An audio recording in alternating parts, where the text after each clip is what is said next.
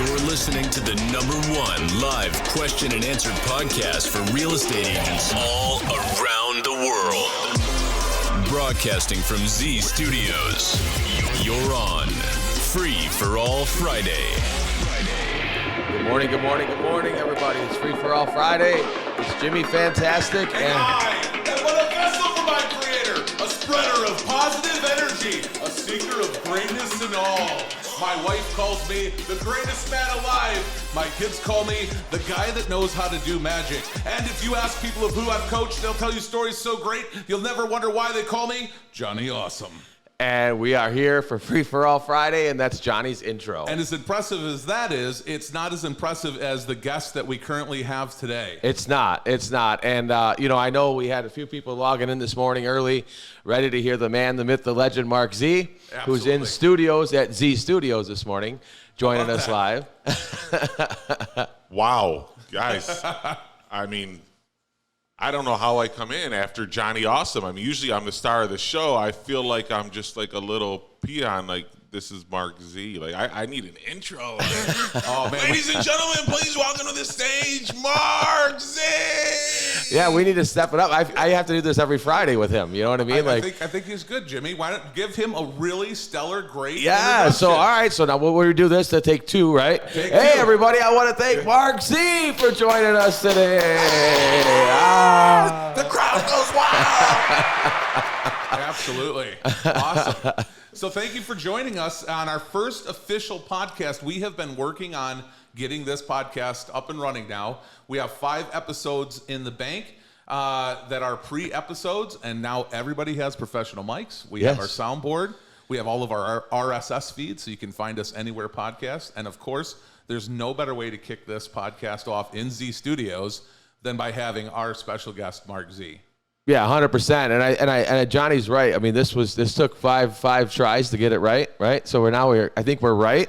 I think we have all the mics correct. We have headphones on. We have all those good things. And so again, what a better way to bring in than and kick it off live with having Mark Z right here with us live today. Now, it's because this is going everywhere, and we do have this feeding out everywhere. Give us a little bit of your background, Mark Z. For those who don't know or have never looked at real estate in Michigan or a realtor magazine. Thanks, guys. Thanks for having me. The studio is impressive. We got to get it eventually to the point where people can get online and actually see us, especially being as sexy as we are. That's right. But we might scare the hell out of them if they really see who. I've been told I have a face for radio. Yeah. Well, you know what? I was on it. So. They weren't lying, Jimmy. So my name's Mark Z. I've been in the industry now going on, 21 years. I got in when I was about 6 years old. You guys can do the math on how old I am. I've been in the industry 21 years. I actually got into it because I'm not too embarrassed to say I didn't know what else to do with my life, guys. I got to a point where I got done with college and did all the things my parents wanted me to do and got a job making $30,000 a year. Thought I was hot stuff. I was living at home. My only bill was I had a black Corvette convertible. Thought it was hot stuff. That was $600 a month. And I was bartending, waiting tables, and making $30,000 a year, and living at home. So I was living the dream. I thought, bringing home $600-700 a week, and I thought that was life. I was like, God, where do I go from here?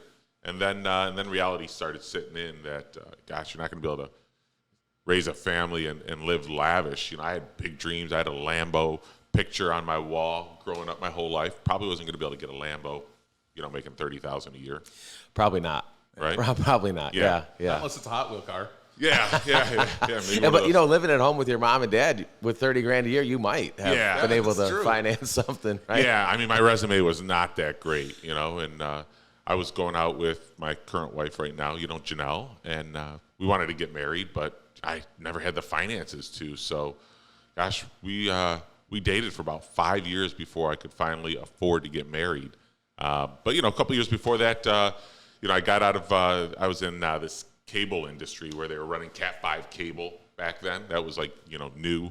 Everyone was souping up their Wi-Fi systems and all that kind of stuff. And it got to a point where I said I got to do something else with my life. and it was either real estate or mortgages. Which one do you do? Toss in the coin. All the mortgage brokers said, you don't want no part of this industry. It's nasty. You're not going to make any money. Go to real estate. All the real estate guys said, no, go into mortgages. You're going to live paycheck to paycheck. And flip of a coin, got into real estate, and the rest has been history ever since then. 3 years into the business, met Mike Ferry, and got on his coaching program and started calling expired listings for sale by owners, and just had that pig-headed discipline. I love money. No two ways about it, right? I just love, I was infatuated with whatever it takes to make some money. And Mike Ferry showed me the way. He said, you get on the phone and you prospect, and the more you prospect, the more appointments you're going to set. More appointments you're going to set, the more listings you're going to have. The more listings you're going to have, the more business, and the more money you're going to have. I said, that's it? He said, that's it. Start calling expireds and FSBOs. So I was on the phone literally 16 hours a day. And people are like, yeah, sure enough. There's people in the industry that actually worked side by side with me back then. Guys by the name of Jim Arminiak and Larry Copey, and Jeff Glover was in the industry, just got in the industry at the time. Really, I think the same year I did. He came from Art Van, and so we were at the same company. So we had a good group of guys that were calling expired listings and for sale by owners, and we talked and held each other accountable, and it worked out great. Some of these guys are still in the industry, some of them aren't, and that's how I got started. Awesome. Now, from where you got started to where you are now, tell us a little bit about, you have a large company, you have multiple companies, are they all related to real estate? I know a couple of them. Yeah, in some way, shape, or form, everything feeds from the real estate business or property management business in some way, shape, or form. Yeah, it's really is true. We've talked to people about this a lot. Real estate really does touch pretty much every industry that's out there. It really does. I mean, look at what's going on right now in the economy. Yeah. Everybody talks about all the shortages. Well, deep down underneath all that is a huge shortage of inventory of houses, right? Yeah. Yep. And until that gets fixed, I think we're going to continue to see a big shortage in many other industries just because of that. Now, let me ask you that, your expertise on that. There's a shortage of houses out there. What do you foresee? Like, what could fix that? What could we do to start bringing that back? It's a real easy solution. I need about 300 sellers in almost every city in Metro Detroit. That's probably true throughout the country, but let's just talk about Metro Detroit. I need 300 sellers in every city to sell, but not buy. Yeah. If you could do that, you could find me 300 sellers so I could bring my inventory levels back up to where they were, but don't buy. They can't buy after they sell, because if they sell and they buy, right, we just evened inventory. Interesting. Yeah. So do you think then that what I'm hearing you say is there's a real big opportunity for agents to go out and do that if they went after people that are they have two homes, for instance? Yeah, if you got two homes, you're moving out of state. What I'm really saying is I don't see this problem getting fixed anytime soon. Yeah. Because where are you going to find those people that aren't buying? Most people buy. And the people that do sell and don't buy, that happens every year. And inventory levels usually stay pretty consistent. Now I need you to find me an extra 300 people in every city, because inventory levels are down about 350 houses in every city. I mean, there usually is anywhere from 300 to 500 homes for sale in every city. Right now we're under 50. Yeah. Wow. And we're looking at I've looked at the numbers, like a month of inventory, right? Like months of inventory. When we look at the MLS, we're down at like a month, maybe less than a month in some cities of inventory. It's actually worse than that, because if you think about it, if there's 50 houses for sale, those 50 houses may not ever sell, right? Like the real inventory comes and goes within days. Right. And so that static 50 that you have, it's out there for a numbers game, but is it really inventory? Those 50 houses could literally just stay out there for an indefinite amount of time. The real inventory is in and out in days. Yeah, and if anything's hitting the expired list right now, there's probably something wrong with it. There could be. Yeah, it definitely could be. It's questionable as to how your home was on the market for 6 months and didn't sell. It's real questionable. So let me ask you this. Young Mark Z sitting at home right now, right? He's got that picture of that Lambo on his what was on your wall? Was it in your bedroom? Yeah, it was in my bedroom. It was it wasn't on. I can't say it was on my computer screens back then because I didn't have a computer. Right, there wasn't computers. So they get the idea. Well, it's either mortgages or real estate. Two questions. Would you suggest mortgages over real estate today to that person, or would you still tell them real estate? That's a tough question. If you look at the next 20 years, if I'm projecting forward, are we talking about now or are we talking the next 20 years? If I'm looking at big picture, the next 20 years, I think mortgages probably have a better chance of, if you're a mortgage broker, you probably have a better chance of being around and relevant than you do a real estate agent. Not that real estate agents aren't going to be around, but not in the quantity that they are today, right? So there's going to be a lot less realtors able to bring value, just like travel agents, right? Oh, yeah, 100%. There still are travel agents. I still use travel agents. I'm going on, if I was going to go to Europe, I would want a travel agent to plan my trip and tell me where to go, someone that knows their stuff, right? But are there travel agents like there used to be? No. Expedia and Travelocity, a lot of these online companies have put that industry in a lot of hurt. And the same is going to happen with the real estate industry. The realtors that aren't bringing value, that are setting up people's searches and think that they did something for them because they set up an MLS search, that's not value. That's not going to be enough value to hang around in the next 20 years. On the flip side, mortgage brokers, that's going to be a little more challenging, I think, but I could still see the online pressure of trying to eliminate them too, right? Because you're going to be able to do everything online. Right. Yep, 100%. Yeah. There's a company here in Metro Detroit that's trying to do everything online with mortgages. Yeah. Without mentioning names, but they're trying to do everything online, but everything's cloud-based now, right? Right. I mean, that's the future of probably everything. Right. I mean, when you started in this business, almost 21 years ago, what did that look like calling for sale by owners? I mean, there wasn't anything else. You couldn't pull them up on your computer, right? So how were you calling FSBOs then?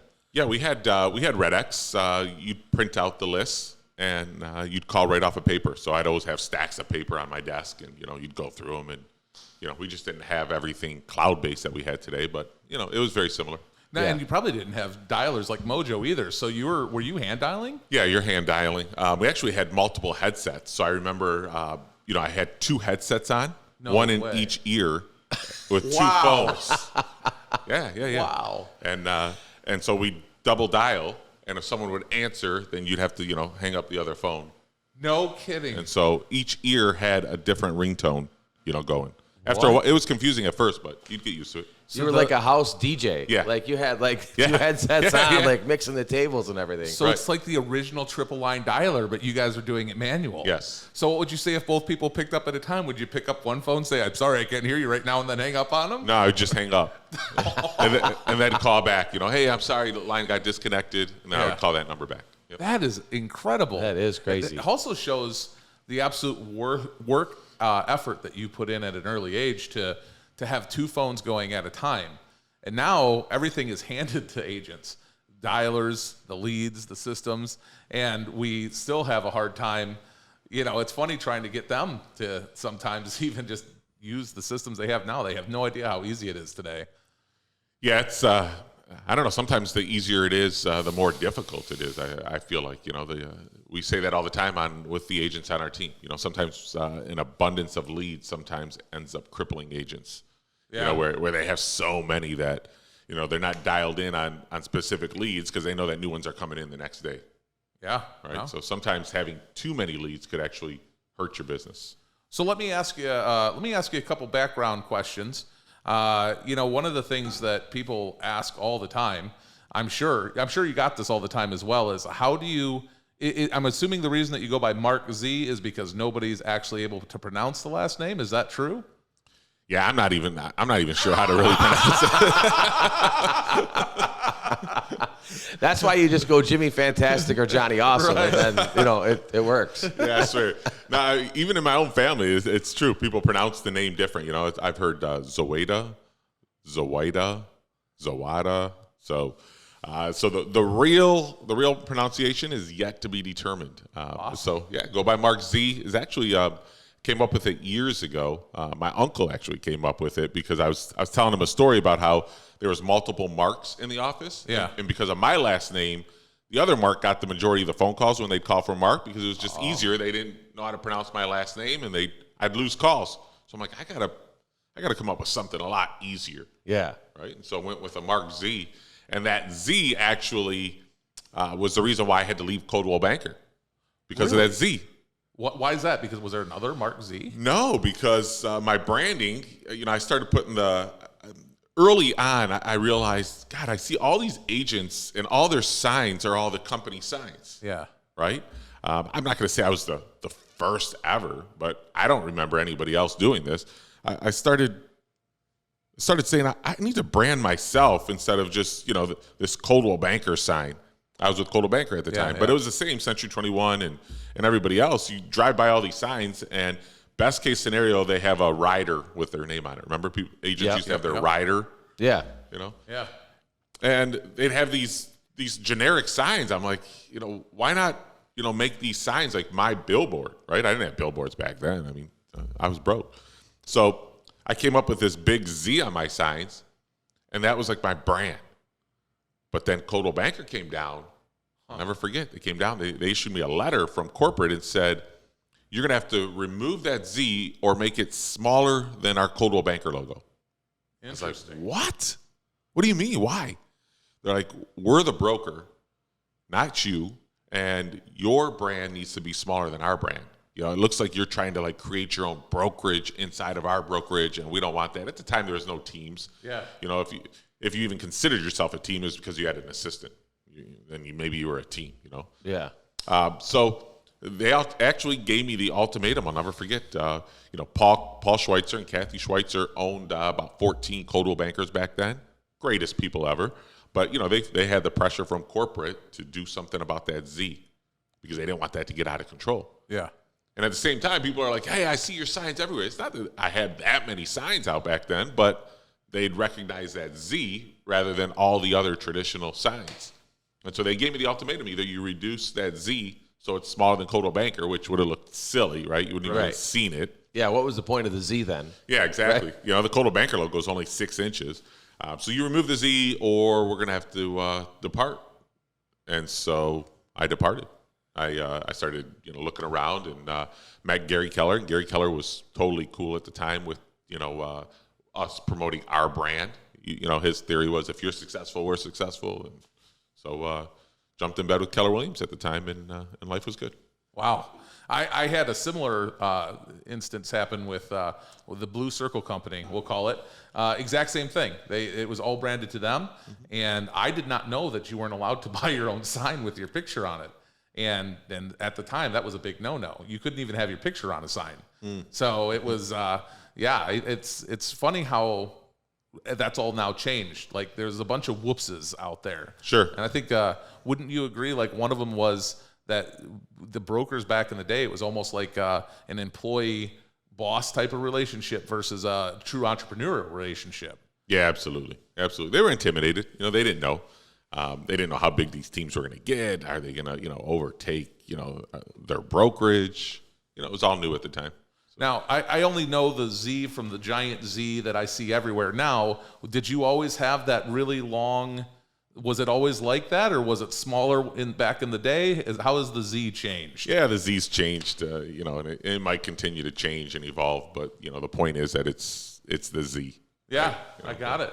So is there a future design in the works you're thinking of? No, nothing right now. Nope, we're good with the Z that we have, and we'll continue to brand it and be one of the dominant brands in Metro Detroit and actually in the country. Yeah. Well, recently though, we did do some branding work with luxury listings, where the Z is yellow now. Oh, gold. It would be gold. Gold. Yeah. Luxury is gold. So it's even new to Jimmy. Yeah, right? Yeah, no, we're redefining our luxury division. Agents are taking more and more luxury listings. The brand's getting stronger, and the agents see the value in going after luxury listings. So, yeah, we're stepping up the game in the luxury division, and we're going to start going after some of the higher-priced listings. We've seen it recently. Renee on the team just got a $4.2 million listing. I think she's got a $2 million listing coming up. We've got Matt Azimi's had a few multi-million-dollar deals. Sandy we've had a few agents, coming up with these multi-million-dollar deals. Salma just closed $1.2 million. So where are you seeing that? Is that market kind of in the same? Because that market's always a little bit different than the regular housing market. Where's the luxury market at? Yeah, usually it is, but right now, everybody's got money, they say, right? So yeah, the luxury side of the business is just as hot. People with money are still searching for homes and can't find homes. So it's a powerful market. It's a different market, though. Everyone wants to sell luxury homes, so they think, but there's a lot more hand-holding in luxury. You got to be a lot more involved. Sellers want you there on showings, so you've got to be there on every showing. Your marketing's got to be on point. You've got to spend a lot more money on marketing. So it comes with it comes with the territory. You're going to make a lot more money, but you've got to put a lot more time, money, and energy into those listings as well. Awesome. Speaking of listings, here's a question, and I just throwing this out. Do you have a favorite listing story, or a favorite client, or something that happened that you can think of in your long career? Oh God, every realtor's got so many stories. We want to hear the good ones, though. We don't necessarily want to hear it doesn't have to be your favorite. It could be a weird one too if you wanted. Let me think about that as we're going through the show, and we'll come back to it.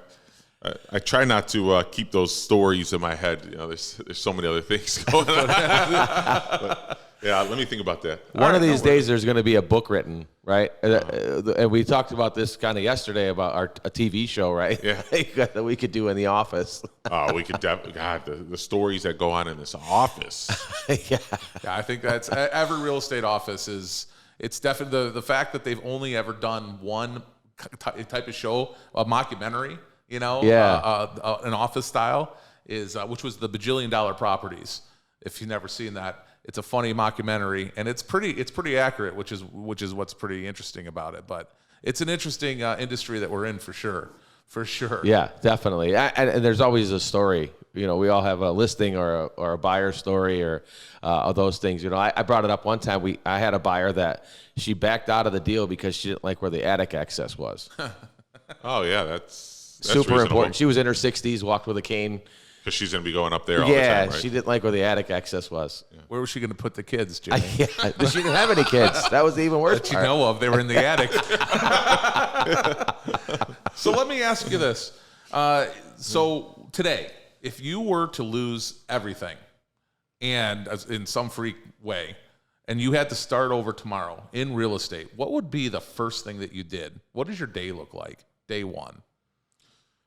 Exactly what I tell my agents. I'd just be on the phone all day long, setting appointments. Going on appointments, setting appointments. Going on appointments, setting appointments. Rinse and repeat all day long. So you wake up in the morning, you jump in, but you don't have Mojo, so you're jumping right back onto the two headsets? Is that what you're doing? If I can't afford Mojo, then yeah, just pocket dialing, one after the other.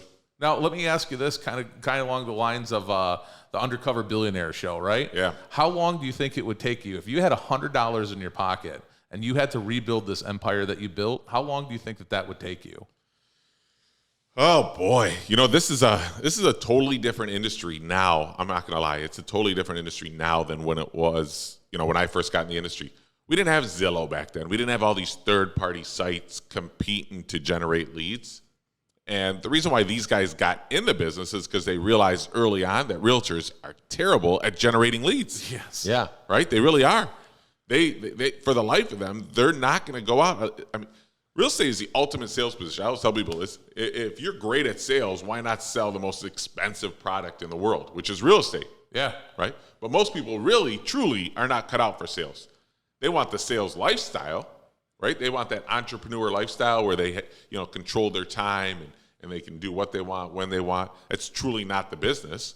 The business actually controls your time, right? You actually sell your soul to the devil when you get in this business. Yeah. Truly, if you do it right. Yeah. And so, now that you're competing with the Zillows and the Home Lights and the Open Doors and all these people that are generating leads and selling them back to us for a 30, 35%, 40% referral fee, right? And that's a big portion of the leads in the industry. And the sad part is, as realtors, we're the ones that let these guys in. Yep. They could not have gotten into our industry, which is a whole separate subject. but they could not have gotten into our MLS feed and advertised our listings had we not let them in. We let them in for pennies on the dollar, and now they'll be the ones to exit us out. How ironic is that, right? Yeah, we opened the door just a little bit. Yeah. And they came barging in. Yeah, I mean, listen, everyone wants to get in our pocket. There's a lot of money on every transaction between mortgage and real estate and title, right? And those three things is what everybody wants their hands on. Sure. So now they're in. Yeah, it's impossible to get them out. You're gonna have to work with them. So right now, getting in the industry, and people might say, "Oh, you're biased because you're a team leader."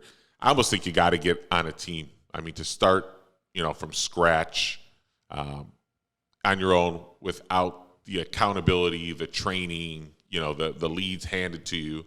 And keep in mind, most of my buddies across the country that have teams, the profit margins are not what agents think. God, if I left the team, then that 50% that the team leader takes, I'd be able to put in my pocket, which is the farthest thing from the Big truth. mistake, yeah. So far from the truth. Because the amount of expenses, I mean, our profit margin at the end of the day is usually around 15, if we're lucky, 20%, 15 to 20%.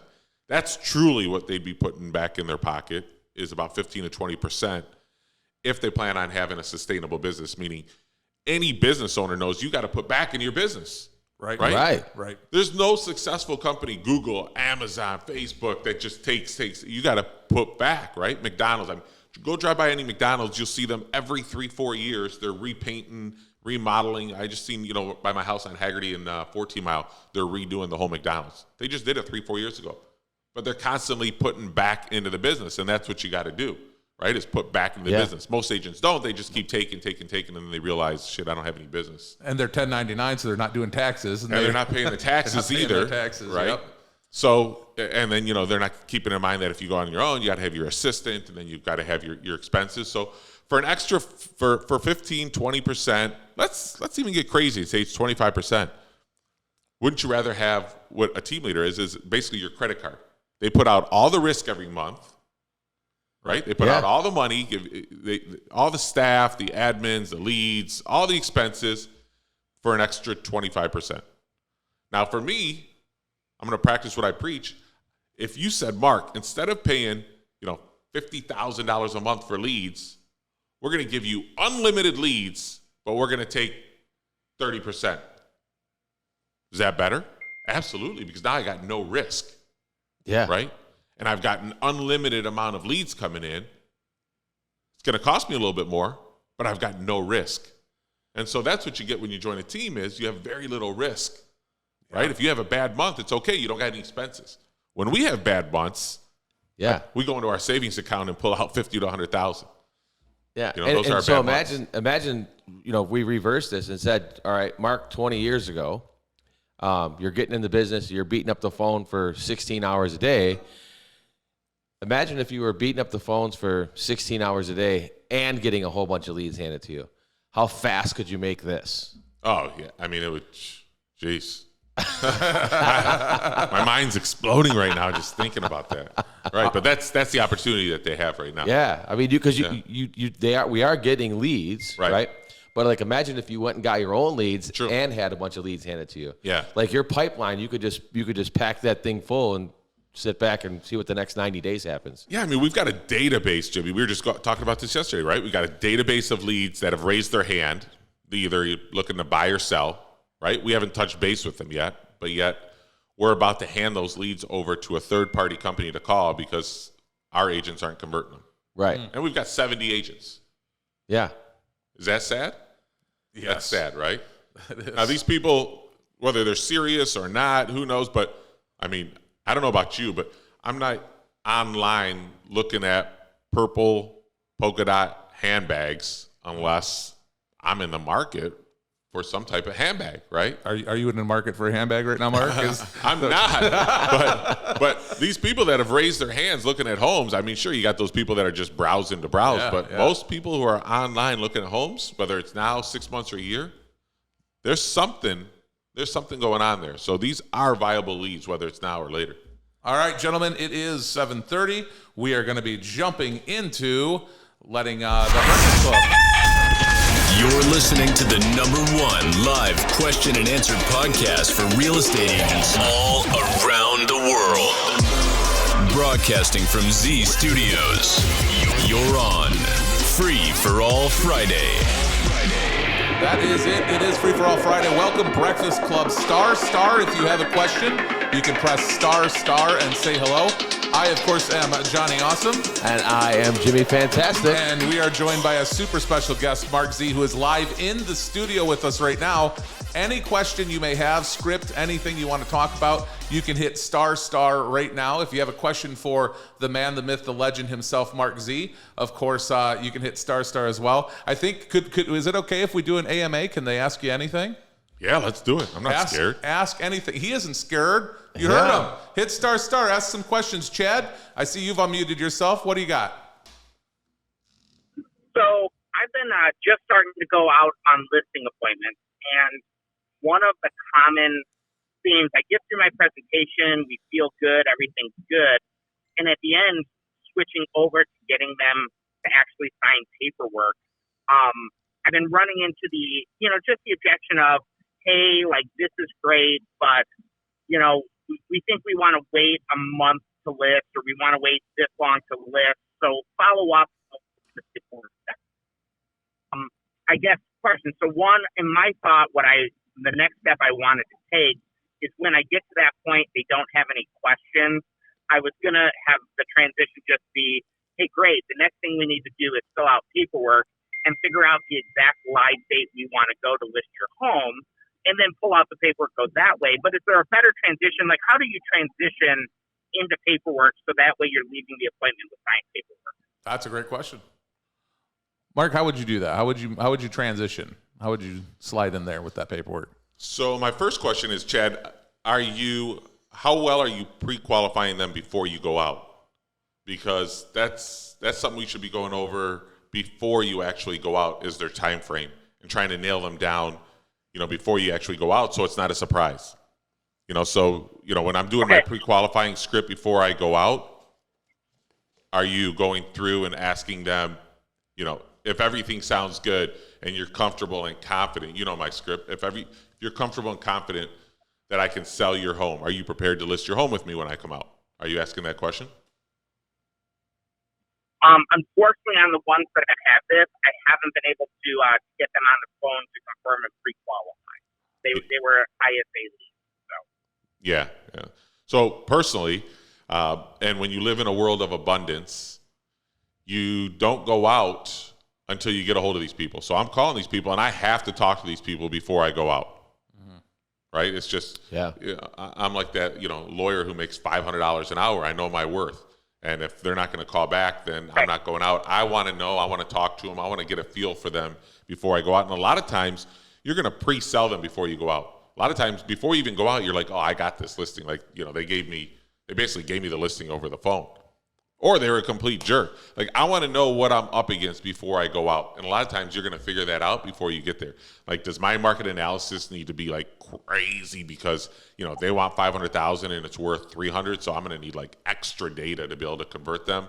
Or is this just a lay down? They're sold. They love Mark Z's kids. You're going to hear that something. Oh, we love the kids. Oh, we can't, wait to meet you and get the home on the market. Okay, well, this is going to be a lay down. You go with some comps, and your presentation is going to be 30 minutes in and out. So, maybe you called them and they didn't answer, but, you got to do a gut check. Did you really call them 4 or 5 times? Did you really insist? Hey, listen, I'm not coming out unless you give me a call back. So you got to call me back because we got to go over a few questions before I come out. How much of an effort did you make before you went out? And I'm not saying if they say they're a month out not to go out, but at least you know what you're up against before you go out. 100%. Yeah. One of the things that we do. And that makes sense. And I'm calling twice, so that makes sense. Yeah. One of the things too that we do on our team is Dr. Nurse. Have you guys ever done the Dr. Nurse? Do you know about the Dr. Nurse, Mark?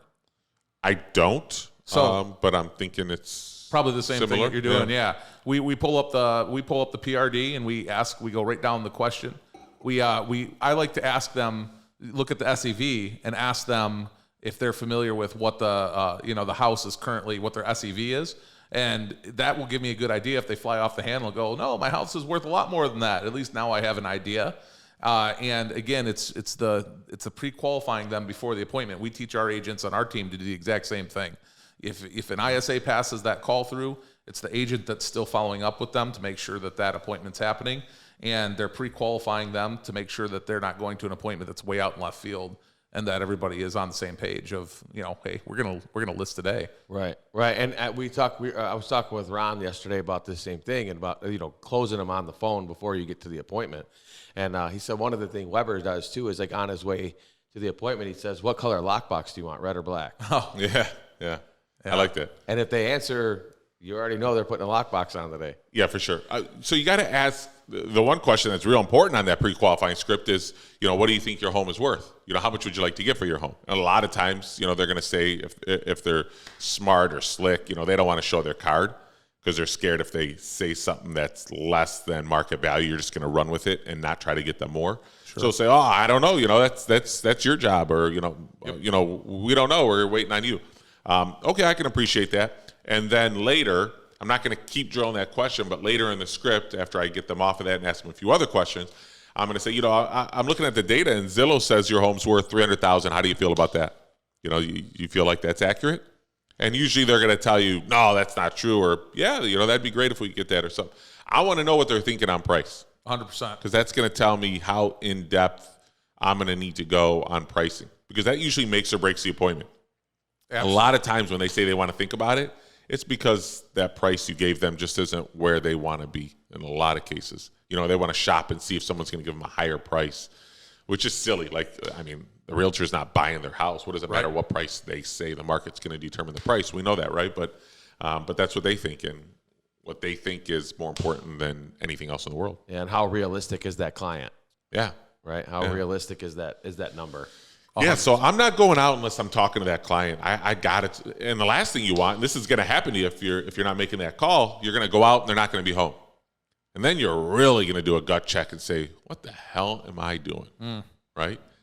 When you get to the point where you know what your time is worth, and your time is worth, $300, $400, $500 an hour, and you're sitting there knocking on the door and nobody's home because nobody confirmed the appointment, you'll do what I say. Yeah. Awesome. Again, special guest Mark Z in the studio with us live at Z Studios. You can press **.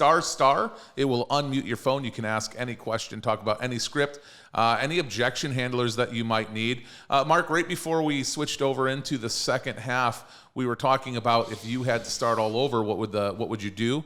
You talked about instantly jumping on the phones. What would your perfect day be like then? Like, what would you do on a day-to-day basis? When you waking up, are you doing lunch? If you had to wake up tomorrow and rebuild this, what does your day look like? Got to be on the phones by 8 a.m. because that's when the phones open up, right? That's when you're allowed to start calling.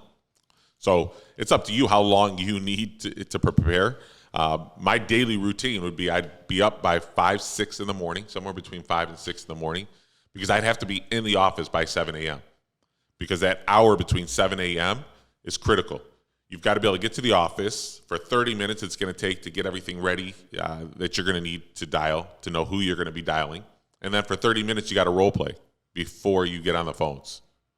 That's just keeping your blade sharp, right? Yeah. You're going through role plays with either people in your office, friends around the country, because you're hearing different objection handlers, things that you forgot. You're going to forget objections, not that you've never heard them. I mean, it'd be hard for you to bring up an objection handler that I haven't heard, but do I forget them? Yeah, all the time. If someone says one, I'm like, oh yeah, that's a good one. You forget about it. So you got to role play for 30 minutes, and then by 8 a.m. you got to be on the phones. And then you've got to have a schedule where you're calling mornings, afternoons, and evenings, because everybody's routine is different. Some people you're never going to catch them in the morning, and vice versa in the evenings. And so you got to make sure you're hitting them by air, land, and sea. Awesome. Yeah. And then how long do you think you would have to do that before you started to see a return on that investment? Are you dialing for 12 hours a day for months, years? How long do you think that takes? No, after 30 days, you're going to start seeing fruits from that. Oh, perfect. Yeah. And activity breeds activity. Oh, yeah. Yeah, you're going to start having your follow-up calls, and in 60 days, you're going to have the people you talked to from 30 days ago, and it's going to just start building. And, it's like a snowball. Just keep getting bigger and bigger and bigger, and to the point where you're going to need an assistant, and you're going to need more help, and it's going to grow from there. So let me ask this, and again, if you guys have questions, you can press the star, say hello. You'll be able to jump in and ask any question. Let me ask this. In your long career, was there ever a time where you were grinding so hard that you were actually thinking of quitting? Was there ever a real low point? Or were you always a high drive D, I just got to get it done every day, and I know that this is going to turn into an empire? Yeah, no, there was never a thought of quitting. It's just not my style. Right? Yeah. There's just no quitting. I seen the opportunity. It was just a matter of trying to leverage my time, because when I first got in the industry for 3 years, I was just working buyers. And with buyers, there's only so much time in the day and only so many people you can work with at a time, right? You can't work with 50 buyers at a time. It's impossible because they take a lot of time. And so that was my first 3 years, is I was working 70, 80 hours a week, working with buyers, but my paychecks didn't reflect my time, the money I was making per hour that I wanted, right? Now, how could I scale this? It was hard to scale. At the time, we had no showing partners. I guess I could have thought of showing partners. I didn't think of showing partners. And so that's where the listings come in, is you can actually scale your life and scale your time a lot more. You can carry 50 listings.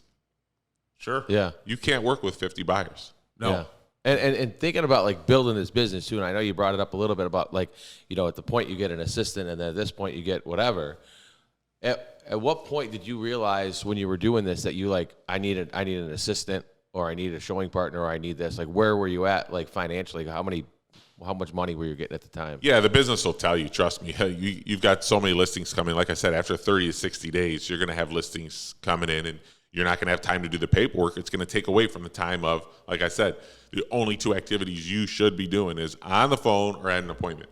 And so if you're spending time doing paperwork, you're not on the phone or at an appointment. Right? Yeah. Now you're doing $15 an hour work, $20 an hour work, whatever it was. And so if you look at everything in the respect that, gosh, I could be paying someone to do this while I'm making X amount, per hour. And that's how I look at everything. My dry cleaners, the guy picks it up from my house. Because me driving to the dry cleaners, sitting there shooting the shit with the dry cleaners, and then coming back to the office or going back home, that could be an hour and a half deal. Yeah. Right? That cost me $750 to go drop off a $20 laundry load. Right. Yeah. So now the guy comes to my house and he picks up my laundry from the front door and he drops it off. And that's how I look at everything. I can't be going out putting a lockbox on. I could pay someone $20, $50, whatever it costs to go put a lockbox on. Yeah. Right. And then fill that time. Right. I think that's the other key. Yeah. Is you're saving yourself time, but you got to fill that time then. Yeah. Right. It's cool to not cut your grass or not pick up your dry cleaning, but then like you can't just be sitting on the couch Playing Grand Theft Auto. Yeah. Exactly. Then the numbers won't work. Yeah. Then you got to fill that time with actual work as opposed to just like just chilling on your couch playing Grand Theft Auto. Right. Awesome. Again, star, if you have any question or anything that you would like to ask, special guest Mark Z. Here's a question that I don't know the answer to as well. What was your when you first started the team, what did that look like? Like, who was your first partner in this business? Was it a family member, or how did that start? No, it was Sandy Radin, who's still with me till today. And it came down to, again, I was either on the phone or on a listing appointment. But yet there's still these buyers that are calling in, right? All these listings you got, buyers are calling, and they want to see your house. They want to see your listings. And again, I'm in my mind, pig-headed discipline. I'm either on the phone or on an appointment, nothing else. So first I hired an assistant, right? So that way she could do all the paperwork, putting the stuff in the MLS, writing the descriptions, ordering pictures and lock boxes, all that stuff. But then I had these buyer calls that were coming in, and God, what a waste. I used to work with the buyers, but if I go out and start working with buyers, I'm not going to be on the phone or at an appointment. It's going against my two options that I had in this business. And so Sandy Radin at the time worked for Coldwell Banker, and I knew her, just as a fellow associate. And we talked, and she was aggressive, but just didn't have, I think, the direction or the leads at the time. And so, I said, listen, I got this vision. At the time, I didn't realize I was creating a team. I just knew that I couldn't go out and work with buyers because then I wouldn't be able to get listing. So I said, listen, what if you worked with the buyers and I took the listings and we just kept doing this like ping pong back and forth? In the meantime, you can prospect and, try to generate more. And she just went into it with blind faith, one of those individuals, very hard to find now. People don't have blind faith. People don't have patience anymore. This is like a microwave industry, microwave generation we have now. Everybody wants everything now. Yeah. Otherwise it's not working. Well, you can get on your phone and do anything you want. Yeah. No. Instantly. So she started working with the buyers. I was, on the phone and getting listings, and she took the buyers and ran with it, and then it grew from there. What? Let me ask you this: when did you realize? I don't know if do you feel like you've made it in some aspect? Like if you look back when you were a kid looking at that poster, like is there a point in your life where you go, "Yes, I've made it"? Oh, no doubt, I made it. And when did you? When did you realize that? Was it all this? Was it like? Did you know that you were I'm trying to ask, did you know that you were making it, or was it just one day you woke up, you walked outside, you saw your Batmobile, and then you were like, this is it, I've done it? No, it was long before that. I've lost close family members. My brother passed away when he was 24 years old. So it's been at an early age that I realized, first of all, health is more important than anything. What good is all the money? What good is all the fame? What good is all that if you can't walk, if you can't talk, if you can't? And you see this, you see a lot of wealthy people that have some major health problems. And so when I say I've made it, I've made it to a point in my life where, thank God, my family's set when it comes to money, but my health has been good. And thank God we've always lived conservatively, meaning, people say, how do I know when I can afford? I always get this question. How do I know when I can afford a Lambo? Well, I will say when you can buy 3 of them, right? And that's just been the way I've lived my whole life. When I bought, at one point when I bought a $500,000 house, I probably could have got a $1.5 million house, right? So I've always lived conservatively. Did I say that right? Close enough. Yeah. I've always lived conservatively my whole life. And you got to when you're in sales because you don't know when your next paycheck's coming. In this business, great, you had a killer June. But what's July? Right. Nobody knows, right? Yeah. Maybe you got 30 days out, but you don't have 60 days out because in this business, everything closes in 30 to 45 days. So if you said, Mark, how's your August going to be? I don't know, right? And so I've always had that, that scare in the back of my mind, like, how do I know what I'm going to be making next month or the month after, right? So you've got to have this nest egg. And that's when I got into, buying multifamily and residential real estate to generate some residual income every month. So it wasn't just dependent on my business. Awesome. One of the things that you've talked about constantly is there's a not just a dedication, but there is a work ethic that you have of discipline that keeps coming up. You were disciplined to make sure that you wake up in the morning, disciplined to make sure you got on the phone to do whatever it took. Are you a naturally disciplined person, or did you learn that somehow? No, I've always been very, very disciplined ever since a young age. I mean, gosh, I've been cutting grasses since I was 10, 11 years old. Always had that entrepreneurial mindset, that type A personality. Tell me what to do and I'll do it. And again, you got to have that pig-headed discipline, laser focus, so nothing gets in the way. Even right now, I mean, people bring me, these weird deals, and I always tell them, just go back to the residential because that's what we do. Yeah. Right? And we're not listing, this industrial building or this, gas station business and all these things that people bring us to. I feel like it's just to get us off track. But stay focused because, someone brought me last week. I forgot one of our agents. It was a marijuana dispensary, or someone was looking to buy, I think a dispensary or something in that industry. And I told my agent, "You're going down a rabbit hole." Right? I mean, sure, you might be able to find it, you might be able to sell it, but how much lost opportunity are you losing because you're spending time looking for this unicorn? Yeah. You could have listed 10 houses. Right. Like you said, you get down that rabbit hole, and it's like that. But like going back to your discipline, that was probably a lot from your dad too, right? Absolutely. I mean, this guy worked, over 100 hours a week. You know, that's the work ethic I was, embedded with, growing up, watching him do that. So what advice would you give to an agent that isn't that personality type, one that has an issue with discipline? What advice could you give to them so that they could somehow gain leverage on themselves to start implementing that discipline into their life? You need accountability. For me, I remember when I first started, I've told you guys this story about how me and fellow agent Jim Arminiak, we wrote each other checks. You've got to have accountability in your life. And for me, it's money. Money pinches me. If I'm going to lose money, I'm probably going to come through because I don't want to lose that money, regardless of how much it is. So for me, I wrote out, 10 checks to Jim, and Jim wrote out 10 checks to me. And if one of us wasn't in the office by 7 a.m., the other guy got to cash the check.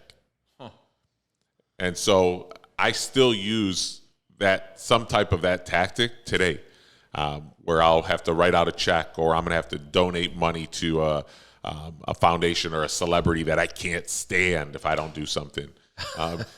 You need the pain, right? The pain, yeah. It's either pleasure or pain. That's how people are motivated. For me, the pain motivates me more than the pleasure. So you need some type of accountability, and that's where we help as a team, is trying to hold our agents accountable. But and everyone says that they're open to coaching and accountability, but they're truly not. When we drill down into it, we realize they don't want accountability, and people leave the team because they just don't want that accountability. When you leave the team and you're in this industry, you're on your own. No one's going to tell you what to do. No one's looking for you. You get up when you want. You call when you want. You do whatever you want. But most people in this world are not disciplined enough to be able to do this on their own. They're just not. And unfortunately, that's one of the reasons that a lot of people get into this business. They get into this business for the quote unquote freedom. Yeah. Yeah. If you've got that much freedom, you're not doing it right. Trust me. Right. And the thing is, it's not 9 to 5. Right. This isn't a 9 to 5 business. It's a 9 to It's a whenever to whenever, right? Business. I've talked to agents too and coached agents that are like, I don't want to work Saturday and Sunday. I'm like, well, good luck. Right? Yeah. Good luck. How's You're that brand gonna new in the business and you don't want to work Saturday and Sunday. Yeah. Okay. When is everybody going to go look at houses? Right. Saturday and Sunday. Yeah. So. Yeah, that's when people are off. I mean, but that is why people sit across the desk from me and tell me why they got in the business, because they want to be able to control their time. And, for a long time, you're not going to be able to control your time. People are going to control your time. Mm-hmm. Yeah. 100%. I mean, the opportunity is so big in this business. Every time you pick up your phone, basically, there's money to be made. Absolutely. So if you've got that much control over your time, you're not working enough. So we know where you came from. We know what you'd do if you were to restart. But the question I'm interested in is, where are you going now? What's next for Mark Z? What's next? Yeah. You know what? We're in huge growth mode right now. We brought on some great players in our management group. I'm real excited about watching this company grow. It's growing exponentially right now, and we've got some great things. Our training program right now, our boot camp is phenomenal. We brought Jimmy on just recently. Marissa's taken on a new role, so we've got some key players in our management team. Kurt's been blowing up. Obviously, he's killing it. Mark Prince on our technology side, bringing a lot of systems and tools into the industry that no other team has. So that's been great. So we're in huge growth mode. We're changing realtors' lives every single day. And then outside of real estate, or outside of the actual team, Mark Z's growing his real estate portfolio. And the best part is I'm actually bringing people with me on this. We're partnering up with really anybody who wants to do something with their money, buying multifamily investment properties throughout the country. We just closed on one in Houston. It was a $28 million deal. We had about 25 different partners on that who all put in their money, and they're going to make anywhere from 10 to 12% a year, cash on cash. And so we're growing that residual income, because I'm a huge believer in residual income in order to have a peace of mind in this business. Awesome. Yeah, and being on the team for the short amount of time I've been on the team, you truly live by the law of reciprocity, right? Like the more you're giving out, the more it comes back, and providing for everybody and doing and being a true sharer of things with the team and giving, whether it's advice or your time, right? Coming in this morning and you're, everybody asks me like, well, how much is Mark in the office? I'm like, more than you know. If I was in the office, I don't have to be in the office to be in the office, if that 100%. Makes sense. Right? Your name is here everywhere. We walk under it every pictures, day. Yeah. Your magazine covers, of course you don't. Yeah, from the outside looking in, I'm very in tune with the business. We meet every single morning and go over, what happened the day before, what we got on the agenda for that day. I mean, this meeting happens religiously every single morning. 8:30 in the morning? 8:30 every morning. Every morning, every single morning. So I'm more in tune with the business now than when I was in the office every day. COVID's changed a lot of things for a lot of different companies. Yeah.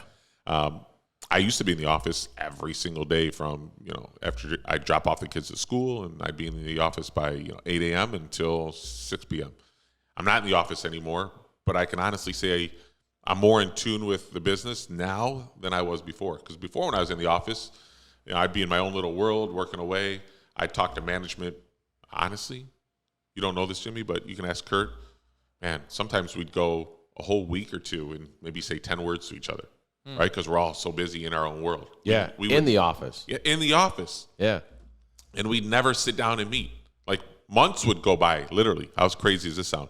Months would go by and we would never meet. Is that nuts? That is nuts. Now Because it's every morning at 8:30. Yeah. And then it's throughout the day. Yeah. Right? How many times did we talk yesterday? Yeah. Right? But when I look back and think, how did you go months and never sit down and meet with your management team? That's just mind-boggling to me, crazy and stupid, right? Looking back. So now that we meet, we solve a lot of problems and fix a lot of issues before they actually happen. Awesome. Well, guys, again, thank you very much to our guest, Mark Z. This has been Free for All Friday. We have about 60 seconds left before we wrap up. Mark, we had asked you about a story. We're going to have to get with you next time. Will you come back? Maybe episode 100? Yeah, we're definitely coming back. This is a lot of fun, guys. Awesome. Guys, it has been Free for All Friday. Thank you, everyone, for joining us. Go out there and be productive. Jimmy, you were fantastic. And Johnny, you were awesome. You guys have a great day.